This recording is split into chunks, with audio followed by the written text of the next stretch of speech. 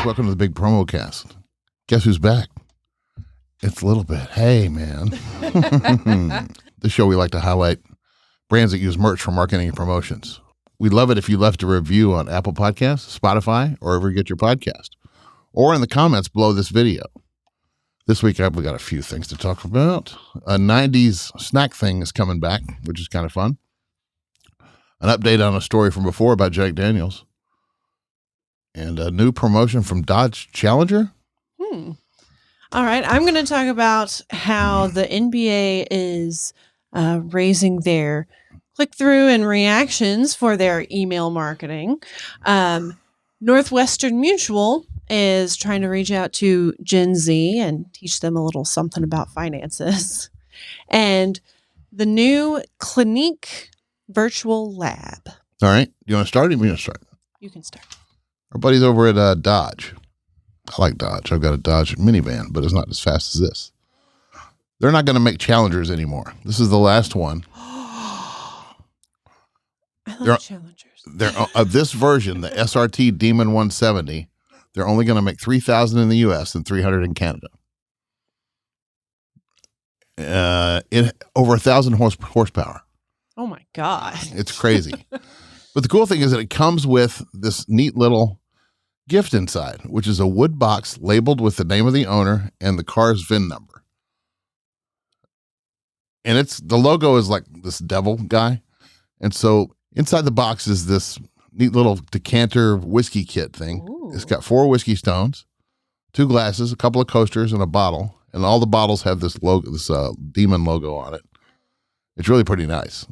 That is nice. But for a $100,000 car, it better be nice. Right. But anyway, that's really cool. I don't know. There's only 3 pictures here, but if you, I don't know, man. I mean, these cars have been around for whatever since the 60s, and they quit making it for a while. Yep. When the guy said what kind of mileage, when they said what kind of mileage does this car get, and he says it's horrible. That was well, the guy, the guy from Dodge.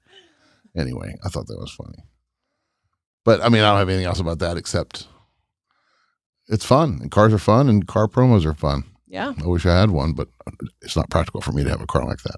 Yeah, me neither. I only drive by half a mile a day and didn't do anything at all. You know, I drive all over the place. You do? Like all the time. Mm-hmm. But I have 3 kids to fit in my backseat.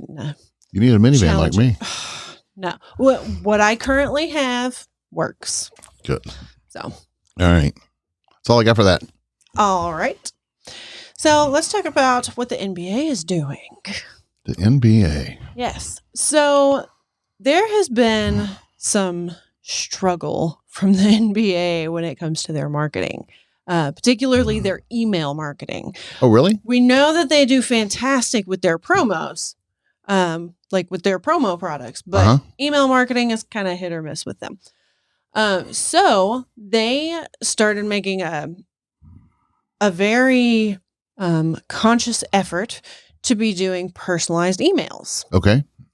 So if a game is going on that's in your area and they know what teams you are, rooting for, they'll send emails with logos of the teams that you follow, countdown timers, dates of games, all that kind of stuff. Cool.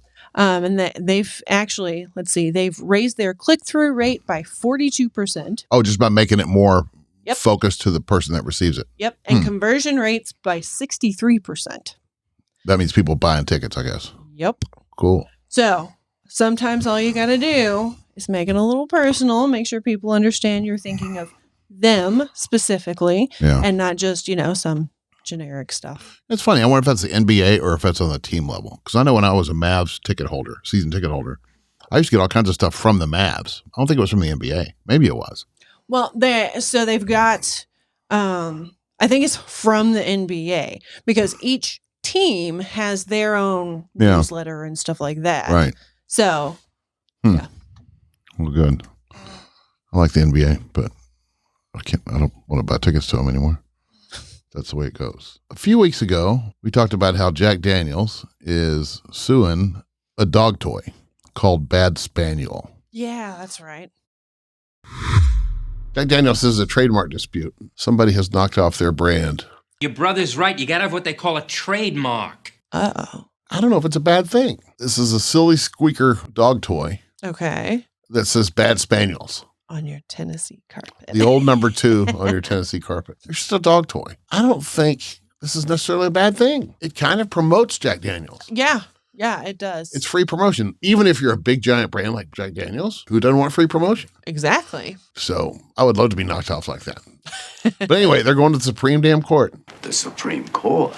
So Jack Daniels is suing this group that makes a dog toy. And the dog toy has Bad Spaniel as a logo. It looks like a bottle of Jack Daniels. Oh, yeah. But it's for dogs. And it says something about the old number 2 instead of the old number 7 and things like that. Yeah. I don't know why it's a bathroom thing. I thought it was a dog toy. But anyway, that thing finally went to the Supreme Court yesterday. Oh. It actually, they lost. Well, let's go through it. They lost district court, and they lost an appeal. Who lost? Jack Daniels. Oh, wow. Yeah, and because it's a parody, they say. Okay. So that's why Jack Daniels is still fighting it. I can't believe these people have the money to keep going to court. Yeah, really. That's crazy. So, but now it's already, I mean, I guess their argument's valid that they have to protect their brand and all that stuff. I don't know. Because then before you know it, people make all kinds of crazy stuff that looks like Jack Daniels and calls it a parody. Exactly. So, yeah. I personally have a problem with the whole, oh, it's a parody, so I can get away with it. Like, what makes the difference between... Well, if you go back and listen to that episode, we were on the side of the dog toy people. But but today I'm on the side of Jack Daniels because it's a logo thing. It's a brand thing. So you got to protect your stuff. And I think it also has to do with the fact that I feel like the whole parody thing is a cop-out. It is. It totally is. If you've got a legitimate reason, okay, that's one thing. If you're going to cop out with, oh, but it's a parody. No. Like that Fordham, I don't know if you saw it. I did a thing about Fordham swag a while back because Fordham University, I don't know. I mean, these guys had like MILF shirts. Man, I love Fordham. Yeah. And come on. And they said, oh, it's a parody. I mean, it still says Fordham. It's their school. I don't know how they get away with that either. But anyway. All right. That's all I know about that. All right. What's next? Northwestern Mutual. Okay.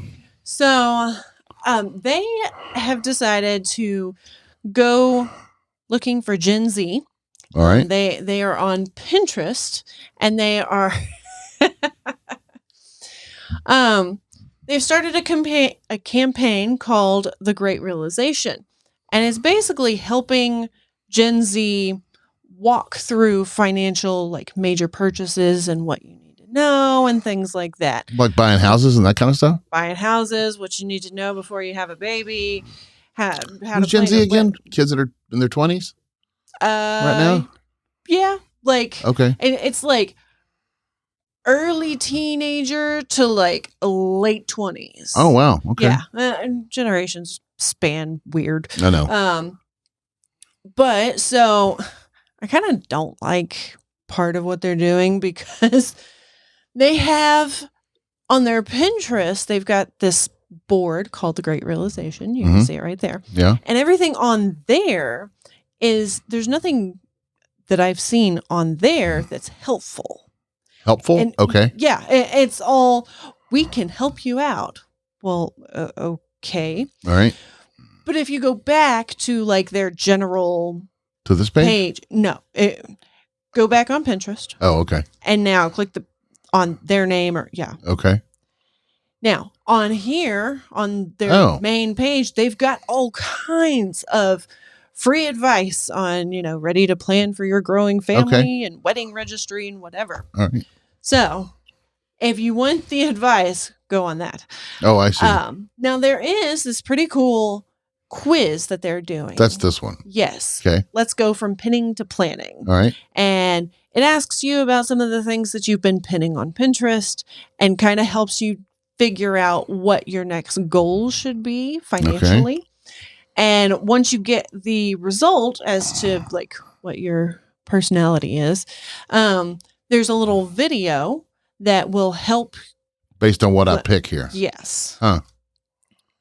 Okay. So I did it, and I got the refurbisher or something like that. And there was a little new parent. Oh, wow. Okay. And yeah, I am not, but that's fine.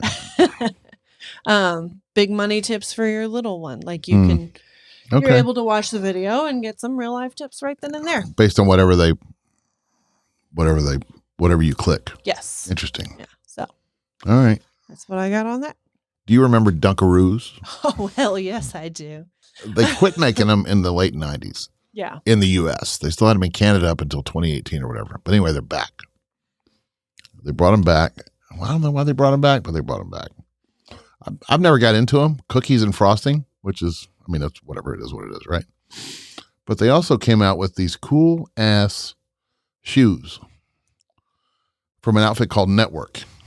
Dunkaroos Shoes.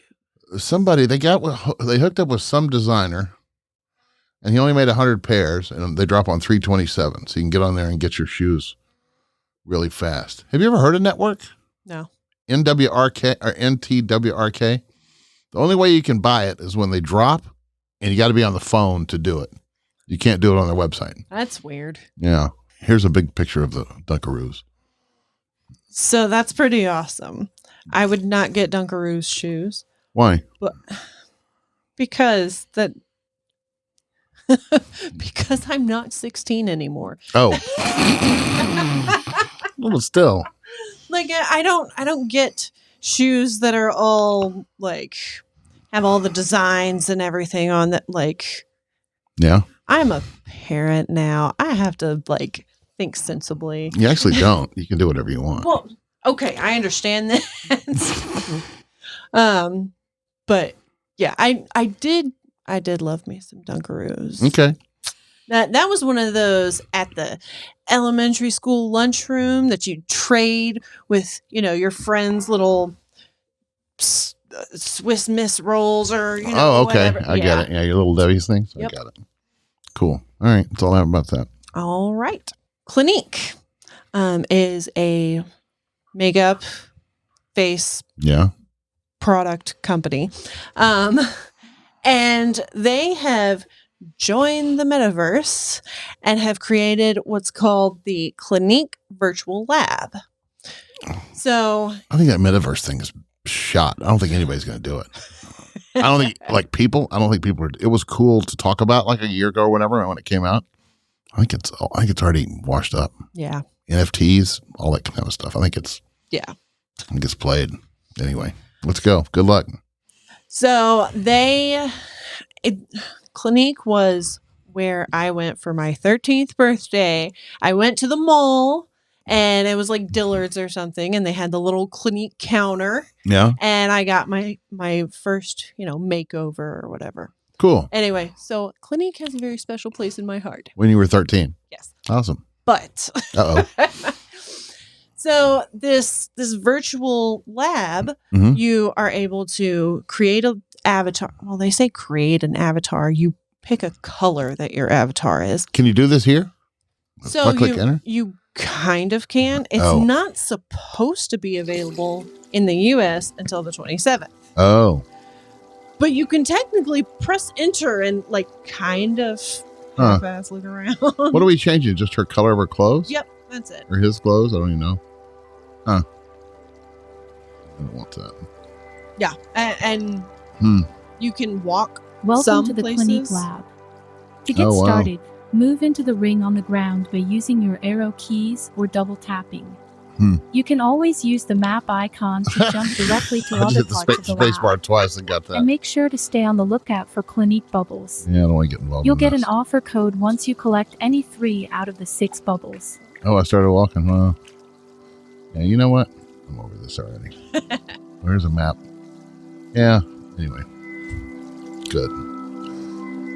Well, I don't know what to tell you. I'm going to turn this off because music's already bugging me.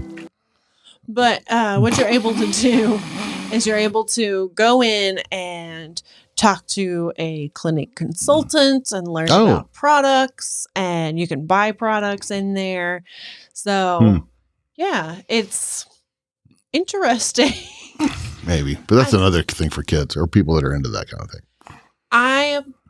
I I feel like there are certain things you should not buy online. Oh, yeah? So, like, unless you know for a fact what you're looking for. If you are... Oh, you mean like stuff that's colors based on your skin tone and that kind of thing? Yeah. Yeah. Like, I would not buy that stuff Yeah. online unless, like, I already had makeup. Like, if I'm getting another bottle of something I already had. Yeah, that you already know what works. And I can just type in the item number. Yeah. Okay, fine. Yeah. But that falls in things like beds. I don't. Yeah. I'm with you. Don't buy a bed. I was thinking about this online. weekend. We've had our bed for a long time. I was thinking it's probably time to get another one. And I wouldn't do one of those unfold beds, those ones that come shipped in a little tiny box and you unfold them in the bedroom. Yeah. Oh, and they say it's guaranteed, but heck, how are you going to ship that thing back? That's crazy. You can't fold it back up that way. That's true. Man, I don't know. Anyway, I agree. Yeah. Don't buy a lot of stuff online. Yeah. Anyway, I don't have anything else. You got anything else? I want to give a shout out to Half Price Books. Oh, awesome. I like Half Price Books. I freaking love Yeah, Half they're Price awesome. Books.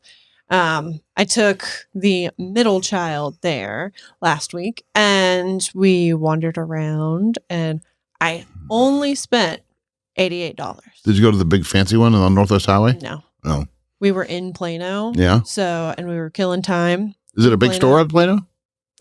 It's bigger than some of the other ones. Okay. So it's like a middle size. That one over on Northwest Highway is Oh, fantastic. that You've been there? is- Oh my God. Yeah, that's awesome. I like after I started working here for Mhm. like the first month, I didn't realize like where we were and that we were relatively close. Yeah. And Maybe 10 minutes. yeah, it's not even 10 Yeah. minutes. And I was freaking out because I didn't realize I lived that close to heaven. So like there were a couple of times I went over Well, there on my lunch break. You think it's heaven until you try to sell stuff. And then you realize, oh, it's a business. Yeah, very true. Because I took a whole bunch of records and CDs up there and I got spanked. It's horrible. But anyway, that's the way they do. All right. That's all I got. Okay, cool. I'm going to end it. Thanks, y'all. Thanks, Bye. everybody.